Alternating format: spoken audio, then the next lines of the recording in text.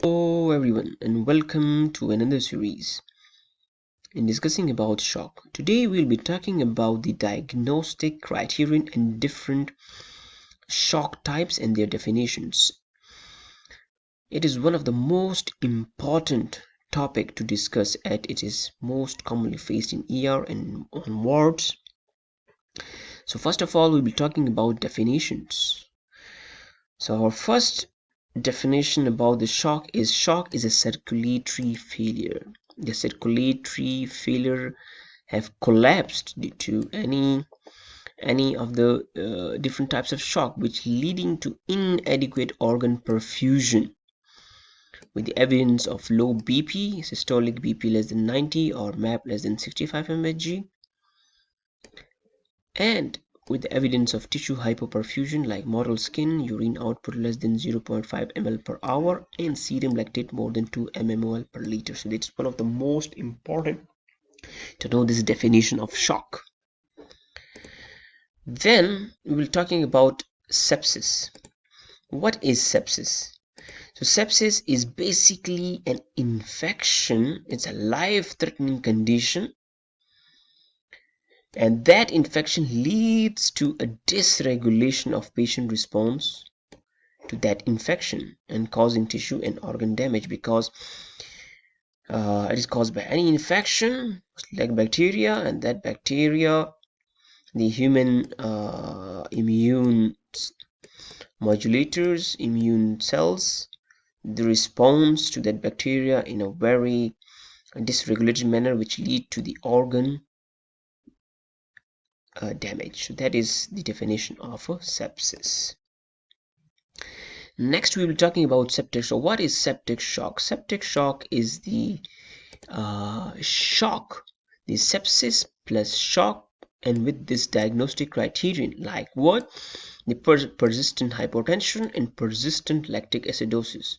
Persistent hypotension means the patient required vasopressin despite giving fluid boluses and still requiring vasopressin to maintain the MAP more than 65 mmHg, and the patient persistent lactic acidosis despite adequate fluid resuscitation in both, and the patient lactate is still high. So this is the septic shock.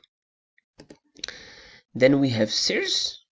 SIRS is systemic inflammatory response syndrome.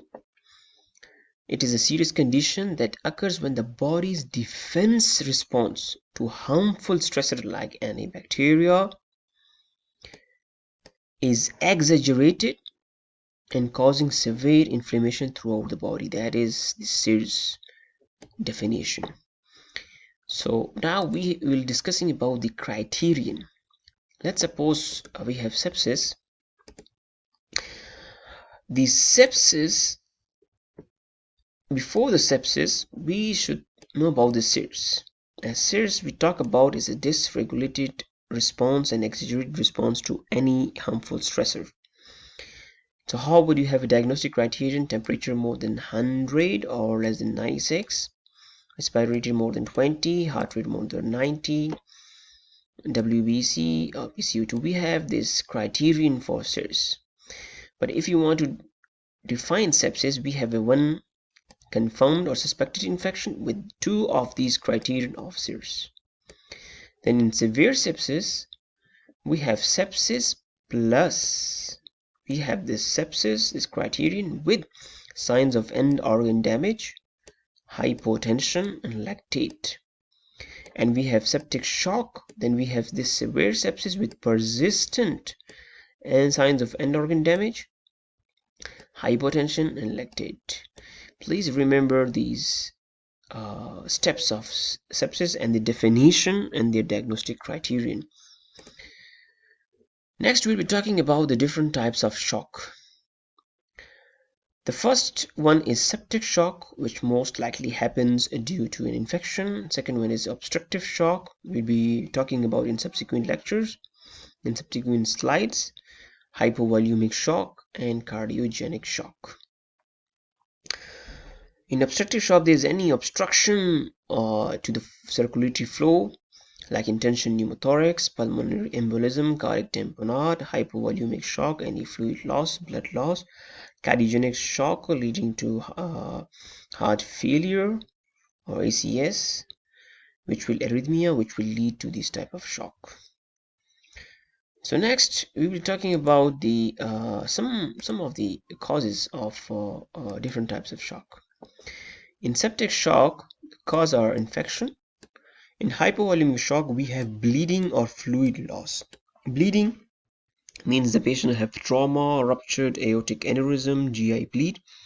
And in fluid loss, we can have vomiting, burns, pancreatitis, heat exhaustion, third space losses. As the fluid has been shifted into third space, like ascites, like pleural, like paratamponade. In cardiogenic shock, we have this ACS, arrhythmia, acute valve failure, aortic dissection, which can lead to cardiogenic shock. Obstructive shock, as I talked earlier, pulmonary embolism, tension pneumothorax, and cardiac tamponade. Other causes which are in the distributive shock of this sepsis is anaphylaxis, neurogenic, Addison, or hypothyroidism. So it's the another type of distributive shock in which the total peripheral resistance will be decreased, leading to a shock. So it was a quite short and precise lecture about the different types of shock and their definitions. So in subsequent lectures, we'll be talking about their management and every detail about different types of shock.